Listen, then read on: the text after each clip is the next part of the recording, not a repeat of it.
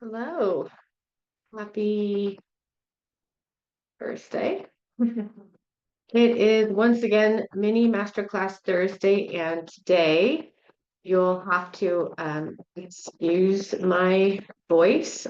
I am fighting something off, and so I sound a little strange, but we're here anyway and going to get going into our topic of the day, which is commonly misunderstood or misinterpreted write-offs.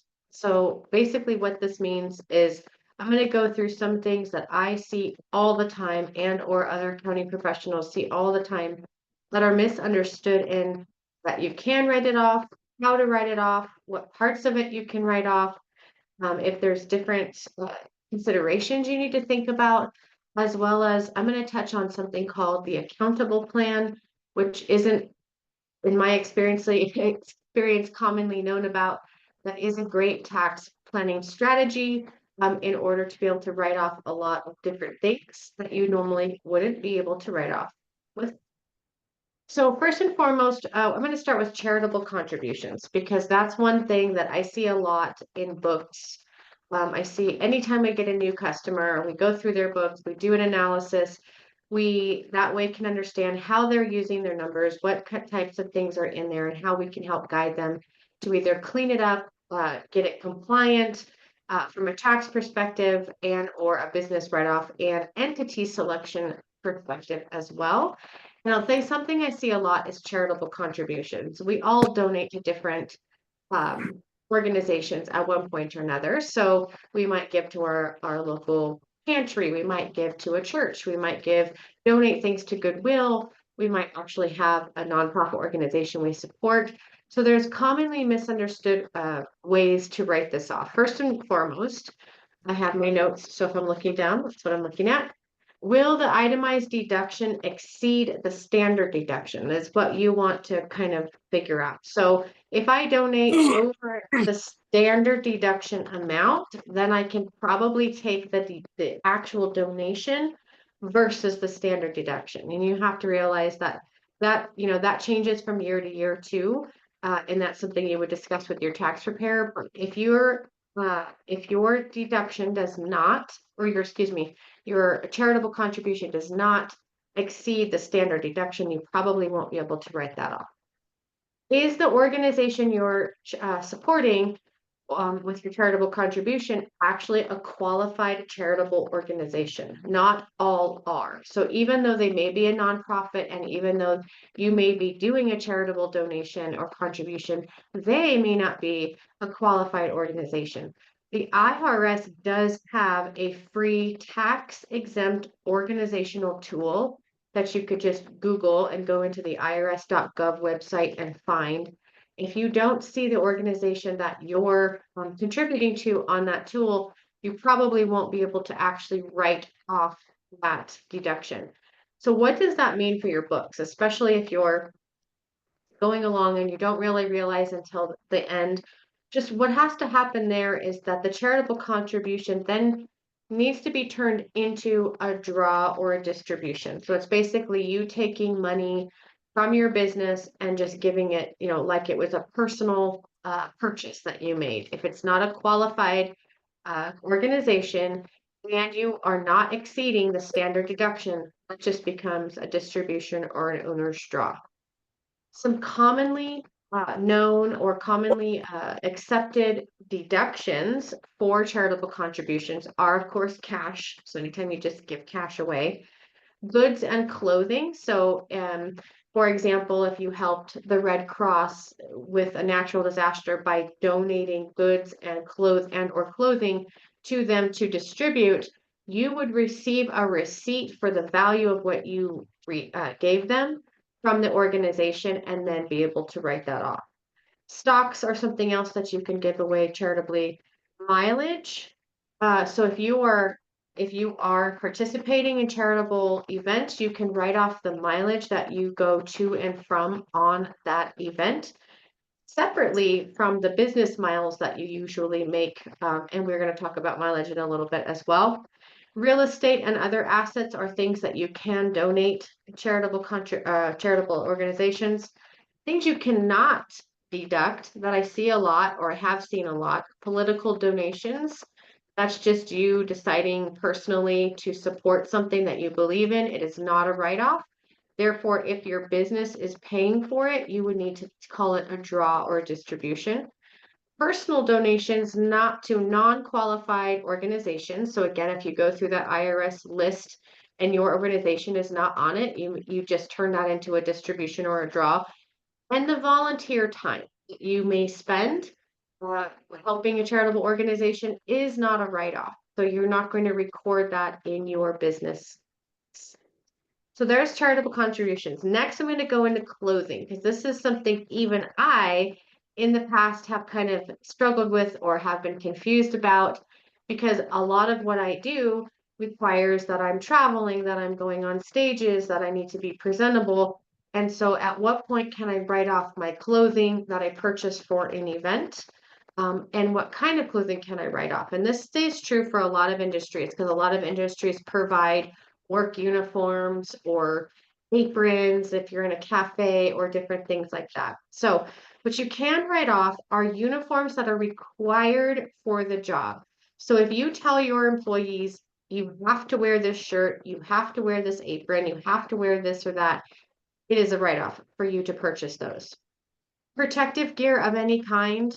We heard a lot about protective gear during the COVID days. So glasses, hard hats, any kind of, fireproof clothing that you may have to wear. Any protective gear is an automatic right. Sharon, would you mind? Clothing that is required for your job and not suitable to wear outside of your job is also a Um, write-off. So what you uh, can't write off is just a shirt that you bought at the store that you could easily wear anywhere else and also to work. Suits and clothing suitable to be worn outside your job are not a write-off. They're just you taking care of your presentation to the outside world as a personal expense. So those are not write-offs. Everyday shoes are not write-offs. So the heels, the loafers, the sneakers, what would be considered protective gear are steel-toed boots or any kind of industry-specific footwear that you need to perform the job you're in or that is required by OSHA, etc. Those are all write-offs. So clothing, not really a write-off, but there are certain circumstances where you could write things off.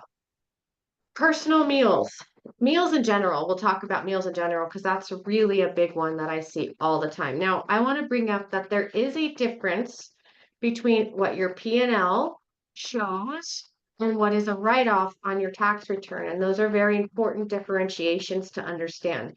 Profit and loss report is there to show you exactly where your money is going and what money you're making. So these things may actually appear on your P&L as expenses of the business, and that's accurate. They just might not translate into an actual write-off on a tax return at the end of the day. So what happens if it's not a write-off? It gets rolled back into what is considered your taxable liability. So yes, it's an expense of your business or an expense period, but no, you can't write it off, which means it then is part of what you actually earned in business. So personal meals that are not tied to a business expense are not deductible. The IRS does not think you have to go to Chick-fil-A just because you're driving back and forth between meals. You could have packed a lunch, you could have brought food from your pantry and into your car. You could have set yourself up to have a kitchen that you're going to at your office. So personal meals, just because you're out and about, are not a write-off. Yes, they are an expense. No, they are not a write-off. However, if there is a business purpose that you're having that meal, you need to actually write that on the receipt. Very important with receipt capture, for especially for meals. For everything, yes, but meals, oh my gosh, you will save yourself so much grief in an audit if you just do this thing and write the business purpose and who you're with and what you're discussing on the receipt. If you have that backup and that documentation, then in an audit, those types of things won't be disallowed, which means again, it rolls back into your taxable liability for the year. So if there's a business purpose, your meal is 50% deductible. Above and beyond that, drinks, as in like a glass of something, are not a write-off. So a glass of wine, cocktail of any kind, not a write-off. A beer, not a write-off at all in any circumstance as far as IRS compliancy. So what you would do is you have several options there. You would either say to whoever you're entertaining, I'll get the food, you get the drinks on your own, if you want to do that. Or you use your personal card for the drinks and tell the waiter, waitress, I'll put the drinks on this card, put the meals on this card. One is your personal, one is your business. Or you just split the transaction in your books, and the portion that was the alcohol portion gets split out and called an owner's draw. Then you're not actually trying to write it off or claiming it as a business expense. So that's the personal meals and the alcohol side of things. It's a bummer, I know, because we all entertain, we all schmooze, we all go out and do these things, but that is the proper compliant way to keep track of those purchases. Now, employee meals are also a 50% write-off if it's just, hey, I'll buy you lunch or dinner for staying late in the office, or hey, since you're on the job site, I'll go ahead and bring you guys lunch or whatever the case is, unless it is for use in a fringe benefit scenario, such as office coffee, office lunches that are like inside the office that they can grab and go with, a company party of any kind, a team meeting, um, whether it's monthly, quarterly, annually, a holiday party, any and all of those things are 100% write-off. But if you're just having lunch with treating an employee to lunch or bringing them food out and about, that is also a 50% write-off. Marketing meals, meals that are with prospective clients, prospective vendors, maybe a vendor to celebrate a deal that you all got. Those are all considered like marketing or prospecting promotional meals. Those are also a 50% write-off. What that means is 50% of it is tax deductible and 50% is just money you spent out of your business as a cost of doing business, and you don't get to write it off. Entertainment of any kind is not a write-off any longer. Yes, you can certainly choose to take someone to a golf match, to a concert, to a play, to a football game. You can do all those things, but they're not write-offs. So they roll back up into what your taxable liability is for the year.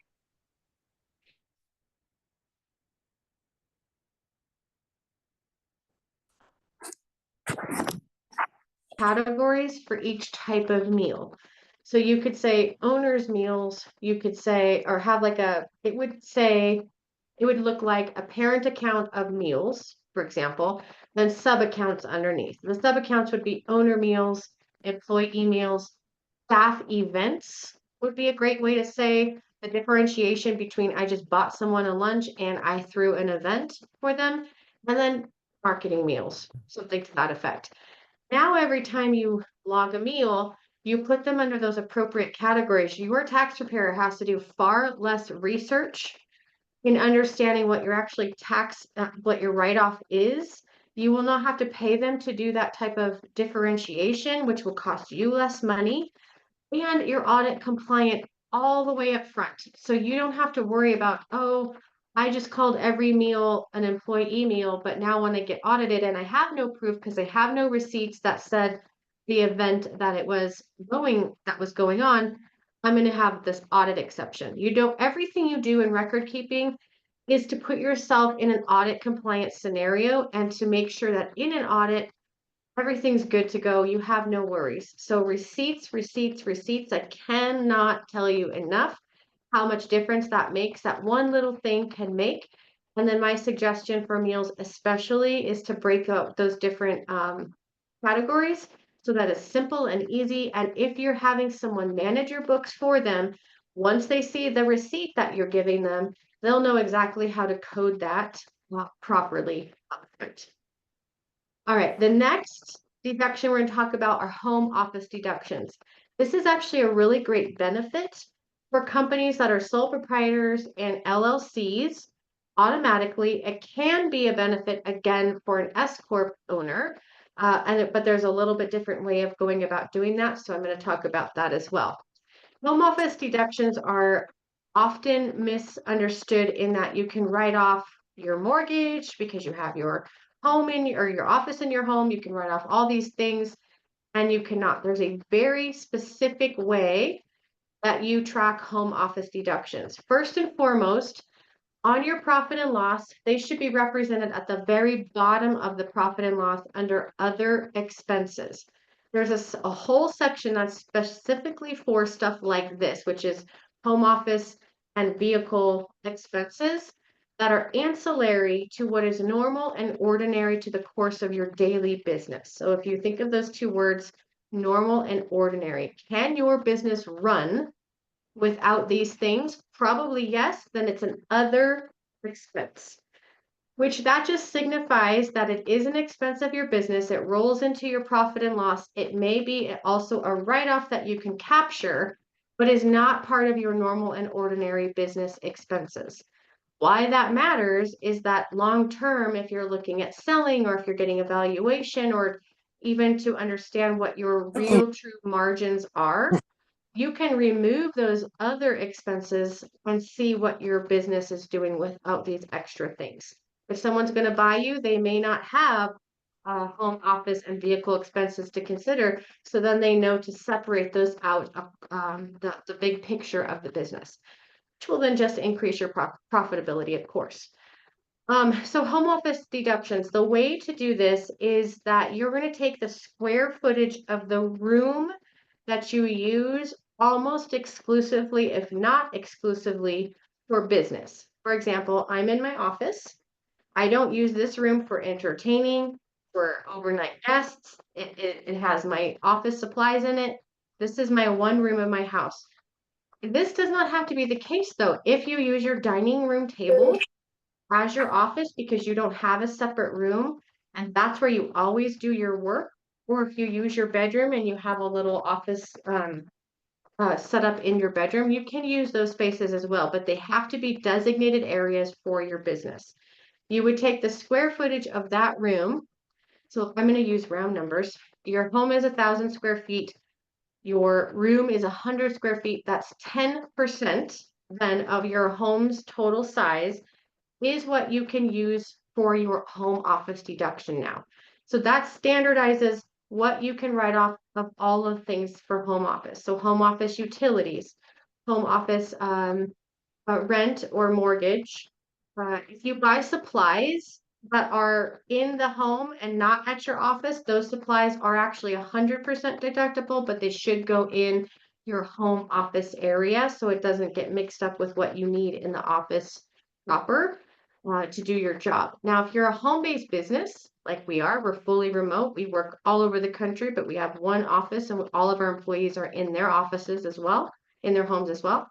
Then you still can only use that one part of your home as a business expense. There's another rule called the Augusta rule, where you can pay yourself rent for activities that you do host in your home. Your business as an S Corp can pay you personally for the rent space of your home. Instead of you going out and spending that money elsewhere, you can elect to host it in your home. And then that money is a write-off for your business, as well as you are not taxed on it as on your personal side because you hosted this event. So there's other rules like that that help you kind of offset some other expenses that you may incur through the year and lower your taxable liability on the business side as well as the personal side. Once you know that percentage of your home office, you would say the easiest way to do this is to reimburse yourself for your home office expenses through the business based on that number. So it would look like this. My personal checking account pays my mortgage. My personal checking account pays the utilities for the home. My personal checking account pays for the internet in my home. I write myself a check every month out of my business for 10% of the rent or mortgage, 10% of the utilities, 10% of the office internet, and so on, then that's where I capture the expense in my books. Otherwise, you're doing what they call commingling, where you're running personal transactions through your business account, which is a big no-no. But if you're doing that, the way to properly separate those is to divide those expenses with that 10% number that we're using for an example and call the other part, the other 90% owner's draw or distributions. So hopefully you can just write yourself a check from the business to your personal for that percentage of home office expenses, and that is the cleanest way to do it. If not, if you're running those expenses through your business account, you need to separate based on that percentage to properly record home office expenses. Next, we'll go on to auto expenses. Auto expenses, there's a misnomer about, oh, I bought tires and I bought a windshield and I got all my oil changes and I'm going to write all that off. You may, in fact, be able to write all that off if you've elected for the actual expenses route versus the actual mileage route. It is something you have to decide on, and you can't flip-flop back and forth. 9 times out of 10, the mileage is going to be always a bigger, better write-off than actual expenses. Where actual expenses start to actually be a benefit is if you have a massive fleet that needs all kinds of updates and repairs and maintenance at all times, or if you have older vehicles that do take a lot of upkeep to keep them running. Most of the time, however, you're going to want to record your mileage. Now, that doesn't mean that those expenses aren't an expense of your business and that the money is not being taken out of your account, because it obviously is, but they're not then write-offs in addition to the mileage. It's just the mileage that you get credit for. In 2024, the mileage deduction was, I believe, 67 cents per mile. And in 25, I think it's like up to 68 and a half. Don't quote me on that, but it's somewhere in the 68 cents a mile range. So that's giant. That's like over half a dollar per mile, obviously almost 3/4 now, up for driving to and from your business events. For mileage, you do need to have a log of what is your personal and what is your business mileage. You can't just turn in something that says, oh, I drove 10,000 miles for business. Great. What were your personal mileage as well? Because what happens in an audit is they can and will go back through your odometer readings and what you've claimed. And if you claimed as much as your odometer reading has changed, then they know that you're claiming 100%. This doesn't happen often, but it can, just depending on what they find and what they feel is out there that you may or may not have done correctly. Your tax preparer has a responsibility also to ask you for this information so that when they prepare the tax return, they know that they've been provided all the information properly. So if they're asking you for personal and business, this is why. You can write off your business miles. You cannot write off your personal miles. But on your personal return, you may be able to write off mileage to medical events and mileage to those charitable contribution events that I talked about earlier. So you do want to track things also that are personal, because you might have additional write-off capabilities on the personal return depending on the event of the mileage. So we recommend, if you're using QuickBooks Online proper has a mileage tracker that runs in the background on your phone if you have the app on your phone, and will just automatically keep track of all your miles, and you'll swipe to the right if it's business and swipe to the left if it's personal. It makes it super simple and easy. You can give every single person in your business who operates a vehicle for the business the same kind of permissions to track their mileage on the app. If you don't use QuickBooks or you don't want to use that feature, we recommend Mile IQ as an app that you can also download and use for your mileage. And that, again, is same idea. You swipe one way if it's business, you swipe this another way if it's personal. At the end of the year, you'll get a report that shows business and personal. It's super easy to print and give over to your tax preparer. And in both scenarios, you'll see your write-off racking up over the year. That write-off doesn't transpire anywhere in your financials for you to see.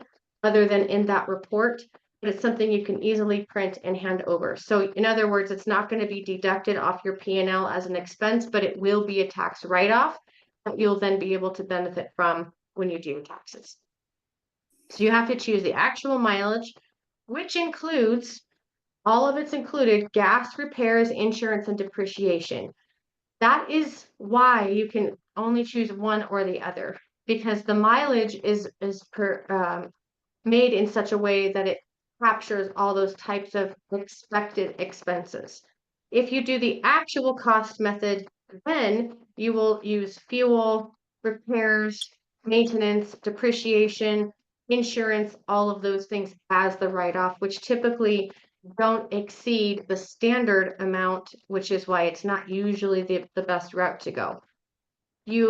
So from there, if you're an S Corp owner, so we talked about sole prop and LLCs can use all of these methods. If you're an S Corp owner, you need to put into place what's called an accountable plan. An accountable plan is a corporate entity structured document that provides details about you having expected business expenses from your personal side that you can then legally reimburse yourself for, and your business can take the deduction. So I have an example here of what an accountable plan is. And this is something you want to put into writing and have signed off by the corporate officers, so that if you're ever audited, something is in writing and in place that allows you to have done all these things. This policy establishes an accountable reimbursement plan for your business name in accordance with IRS Regulations 62C. Under this plan, employees and officers will be reimbursed for the business expenses incurred in the performance of their duties without such reimbursements being treated as taxable income. So again, if you don't do these things in an audit, they can be disallowed as an expense and turned back into taxable income.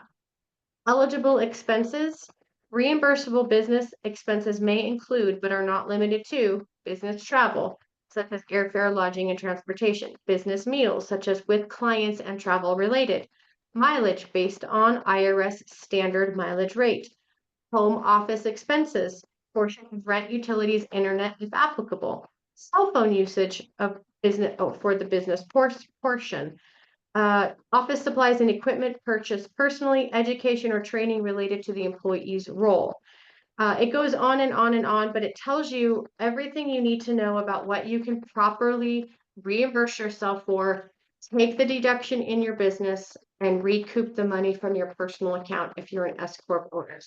Remember, once you take an S Corp election or are an S Corp proper or C Corp, you become an entirely separate entity from your business.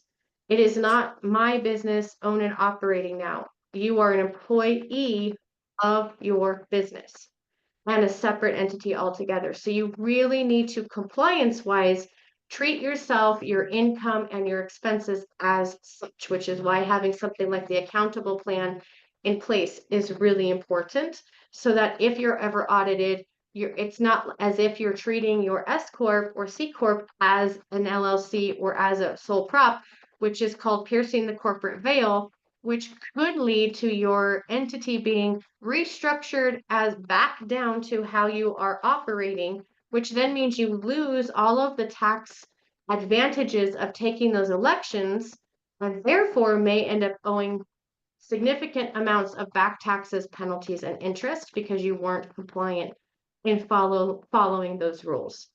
So those are what I have for you today. Some very, very commonly misunderstood or misinterpreted write-offs. I'm happy to answer any questions live. If you're watching the replay, please still post your questions in whatever platform you're finding us on. We do go back and ask and answer them as time goes on. And of course, we will have the next mini masterclass on the 4th Thursday of this month. Are there any questions that I can answer while I have us all together? The Jeopardy music going on. All right. Oh, I have a chat. Nope. No, I don't. Okay. Wonderful. Thank you all for joining live or watching the replay. we will see you in 2 weeks at the fourth Thursday of April. Everyone have a great rest of your week and weekend, and happy Easter, because I think we meet after Easter if you celebrate. If not, happy Sunday. Talk to you soon. Bye.